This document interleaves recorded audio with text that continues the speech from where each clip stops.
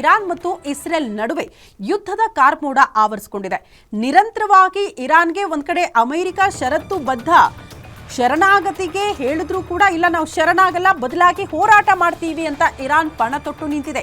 Iran ಪಾರ್ಲಿಮೆಂಟ್ನಲ್ಲಿ America ಧ್ವಜ ಸುಟ್ಟು ಆಕ್ರೋಶವನ್ನು ವ್ಯಕ್ತಪಡಿಸಲಾಗಿದೆ. ಅಮೆರಿಕಕ್ಕೆ ಸಾವು ಅಂತ ಘೋಷಣೆ ಕೂಗಿ ಕಿಡಿಕಾರಲಾಗಿದೆಯಂತೆ. ಇರಾನ್ ಪಾರ್ಲಿಮೆಂಟ್ನಲ್ಲಿ ಪರೋಕ್ಷವಾಗಿ ಅಮೆರಿಕದ ಮೇಲೆ ಯುದ್ಧ ಸಾರಿದೆ ಇರಾನ್. ಇಸ್ರೇಲ್ ನಡುವೆ ಈ ಸಂಘರ್ಷ ತೀವ್ರಗೊಂಡಿದೆ. ಇಸ್ರೇಲ್ಗೆ ಬೆಂಬಲ ನೀಡಿದ ಟ್ರಂಪ್ ವಿರುದ್ಧ ಕೆಂಡ ಕಾರಲಾಗ್ತಾ ಇದೆ. ಇರಾನ್ ಪಾರ್ಲಿಮೆಂಟ್ನಲ್ಲೇ ಅಮೆರಿಕ ಧ್ವಜ ಸುಟ್ಟು ಈ ರೀತಿ ಆಕ್ರೋಶವನ್ನು ವ್ಯಕ್ತಪಡಿಸಲಾಗಿದೆ. ಅಲ್ಲಿಗೆ ಅಮೆರಿಕ ಅಧ್ಯಕ್ಷ ಡೊನಾಲ್ಡ್ ಟ್ರಂಪ್ ಅವರು ಇರಾನ್ಗೆ ಕಂಡೀಷನ್ಸ್ ಹಾಕಿದ್ರಲ್ಲ, ಕಂಡೀಷನ್ಸ್ ಮೇರೆಗೆ ನೀವು ಬಂದು ಶರಣಾಗಬೇಕು.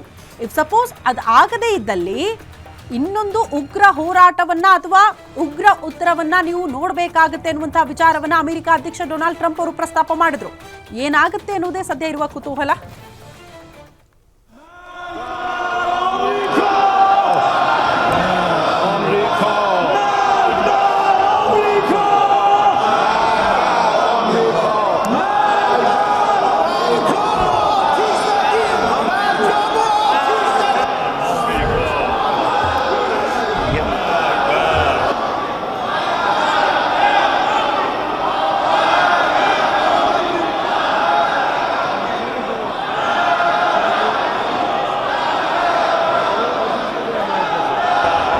متشکرم.